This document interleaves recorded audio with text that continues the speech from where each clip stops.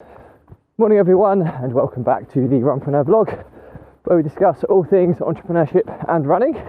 It's another fresh morning, feels like -1, so pretty cold, but again, no wind, so I won't complain. I hate running in the wind. And it's Tuesday Tactics today. We discuss all things business systems, outsourcing, and today's topic is how to scale up your business and how to find like-minded people to network with. So again, if you like this episode, please give it a like and a subscribe, and let's get started.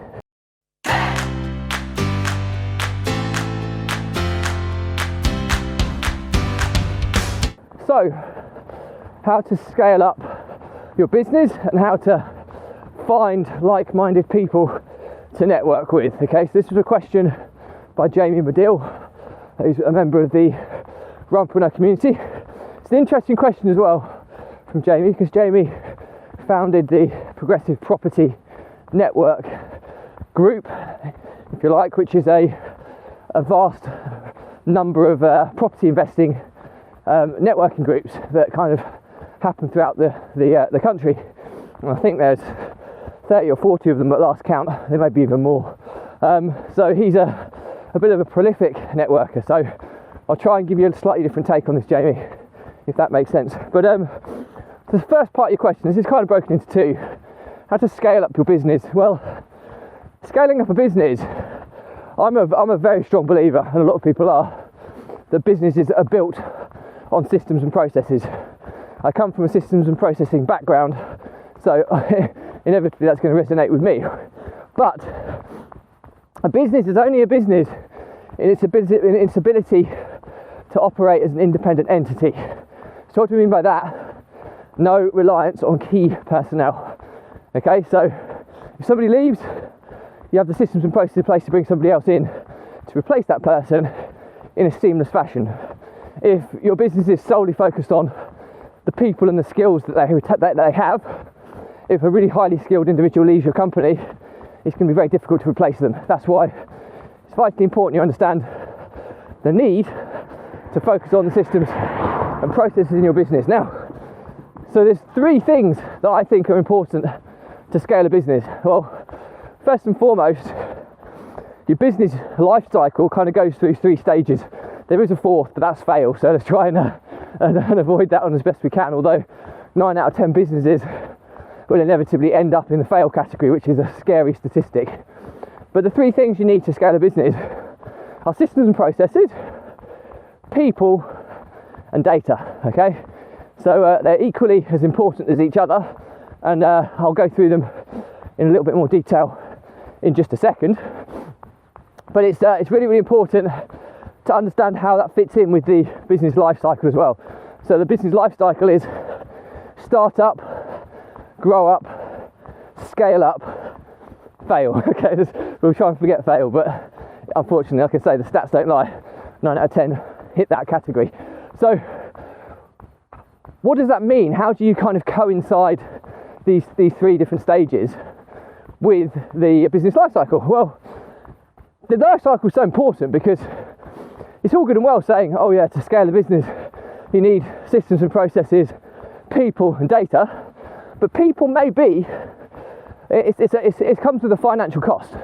Systems and processes can also come with financial cost, but you can create kind of relatively simple and effective systems and processes without investing in huge amounts of tech and software. So I would argue that the cost implications of systems and outsourcing is, systems and processes can be minimal. People, however you slice and dice it, comes at a cost. Okay, and although I'm an advocate that you outsource as early as feasibly possible, what I mean by that is outsource when you can sustainably afford to outsource. There's no point outsourcing. Some people do play a high risk game and put as much investment into bringing people in when the business can't sustain that, but it's on the proviso that it frees up the entrepreneur to go and focus on more higher level growth related activity to hopefully bring in the revenue which is going to cover any potential shortfall on the basis of moving forwards. But that is relatively high risk, and you're putting that person at risk who you're bringing on, because if you don't bring in that extra revenue or growth, then that person will end up having to be let go. So do you make this decision responsibly? If you're really convinced that you have a very clear and structured way of increasing revenue enough to justify bringing that person in, and they're integral to freeing you up to do that, then there's probably a strong case to bring that person in early. But if not, it might be worth you staying in that kind of hustle zone whereby you work until you get the revenue to a certain level before you can commit to bringing somebody in on a part-time or full-time basis. The other option is, like I say, bringing somebody in on a part-time basis and upping their hours on a slowly progressive fashion. So there's lots of options here. Data, the third one, again, you can get pieces of software that does this for you, or you can extract the data in the kind of old-fashioned way and populate it in spreadsheets. So, but it's always important because it's your metric on how you're performing. So when you're at the startup phase, you're not really thinking too much about the whole scaling up side of things, because you're a proof of concept stage, really. You're proving that it's viable, you're hustling, you're setting things up. So scaling up is not really that time. When you start to grow up, you've proven the business concept and things are starting to become profitable. At that point, you're starting to put more robust systems and processes in place, some data reporting, and you're looking at kind of what the business looks like in the future. You're really visualizing that so that you can kind of identify how many people you're going to need, all these things that are so important. And by visualizing them early on, you can start building the stepping stones in a sustainable way to start bringing those people in. So it's really when you get to scale up that you really take these three sections to the next level. Now, by the time you get to scale up, you should have systems and processes in your business. They won't be the finished article, but you have the kind of crux of a business that works, because it's growing up. Okay, when you start up, everything's new, you're setting everything up. But when you're growing up, you will have been going through the starting up and evolving into the growing up stage. You will have created your own systems and processes that were ultimately how the business operates. A lot of them might just be you, but still, that's still a system and process. And it's when you start getting to growing up, you're starting to look at taking them to the next level and getting them ready for when you start scaling up and really driving the revenue of the business. So those three things are important. Hopefully I've given you a little bit of an indication of how you go about doing it in line with where your business is at the stage of the life cycle. You can do this quite aggressively. Some people will go all in to doing this and they'll raise startup capital to be able to put the infrastructure in place early on. But I think that's higher risk. If you're more risk adverse, then doing it in a financially sustainable way may take longer, but it's less risky.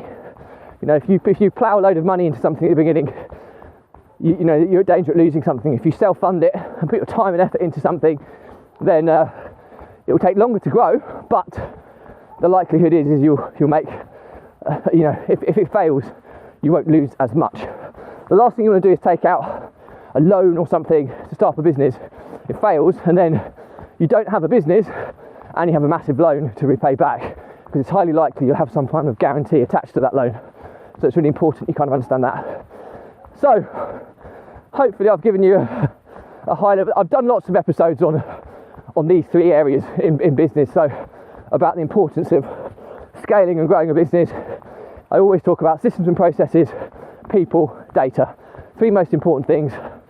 When you integrate them can vary, but if you want to do it in a more risk adverse way, you do it in a financially sustainable manner. So hopefully that makes sense. So the second part of the question was how to find like-minded people to network with, and I'm assuming when you network, build relationships, unearth opportunities, JV, joint venture opportunities as well. So people are hugely important internally in your business, but also externally. Obviously people are customers, people are, you know, collaborators that are really, really important that you understand how to find these people. So if I was going to be looking for like-minded people, obviously you've got your physical networking events. Now you can look at people that go to your niche of networking events. So property-based people, property networking events. Obviously Jamie has a lot of experience in that. However, just because they're property people doesn't mean they're like-minded. You get kind of old school property investors, you get very entrepreneurial property investors. So if it's truly like-minded people you're looking for, you need to dive a bit deeper into what those personality traits are of the people you're looking to mix with. So for example, I'm a student of productivity. I love productivity. I'm always reading productivity-based books in some capacity, or podcasts, etc. So if I was looking for like-minded people, I'd be looking for networking groups, Facebook groups, people who are seen as kind of industry leaders in productivity, maybe Tim Ferriss's of this world, and I'd be looking at tapping into his followers. So I might do some cold outreach to Tim Ferriss's followers on social media. I might find Tim Ferriss's groups. So, you know, when you're trying to find people and collaborations, it comes down to three things, right? So people, places, products. And what I mean by that is, who are the people that the people you're looking for, the like-minded people you're looking for, are going to be following? Identify those, reach out to them, and if you can somehow get some form of collaboration with those key opinion leaders within that niche, and you've been published on their platforms, then inevitably their followers, who are your target market, will follow you. Okay, so that's a huge way of doing it. Number two, places. So we talked about, you know, I use Progressive Property Network as an example here, you know, as a place where property people are going to be. But look at places like, I don't know, if you're looking for smart, productivity focused people, entrepreneurial people, it might be that you look at productivity blogs or podcasts or Facebook groups that are associated with this, that again you're looking to collaborate with or put content into to start building your following and getting in front of people who are like-minded to yourself. And then the third one is products. So what it might be that there might be a supplier of Pomodoro timers, for example. If you're not familiar with Pomodoro, it's a productivity process where you work in 25-minute chunks and then have a 5-minute break, and then after 4 you have a half an hour break and continue on. It's supposed to be super powerful for productivity. I've tried it. It has worked at times, but I've found it not quite a good fit for me. But some people swear by it and are extremely productive by it. So maybe, just in this example, I may find a supplier of Pomodoro timers and collaborate with them. And now that I'm offering this, then inevitably, and I'm publishing things in groups and places, or collaborating with people where my target market are hanging out, then I'm going to be inevitably meeting more people who are like-minded to me. So I hope that makes sense, but it's like the Dream 100 process that Russell Brunson, someone I follow, you know, intensely from a marketing perspective, he talks about the Dream 100 being the most important way to grow your business. And that is the process. You find 100 of the most perfect people who your target market will be following with, and you reach out and you try and collaborate with them in some capacity. You'll find the 100 most perfect places where your target market hang out, and you'll look at ways to collaborate or get content published in those places. And you'll find the most perfect products out there. You'll find 100 of them, and again you'll reach out for collaborations, because by associating yourself with those products that already have a following, you'll be tapping into a market of like-minded people as well. So now there is a caveat to this. If I've got 2 followers or 2 emails on my list and I want to collaborate with someone who's got 1 million, then they're going to look at me and think, no, I'm not. Why would I collaborate with you? Now, that's not to say you don't try and go back to them time and time again and be persistent in your approach, but generally speaking, you want to find people at a similar stage to you to begin with, because you'll get a much better success and a higher conversion rate.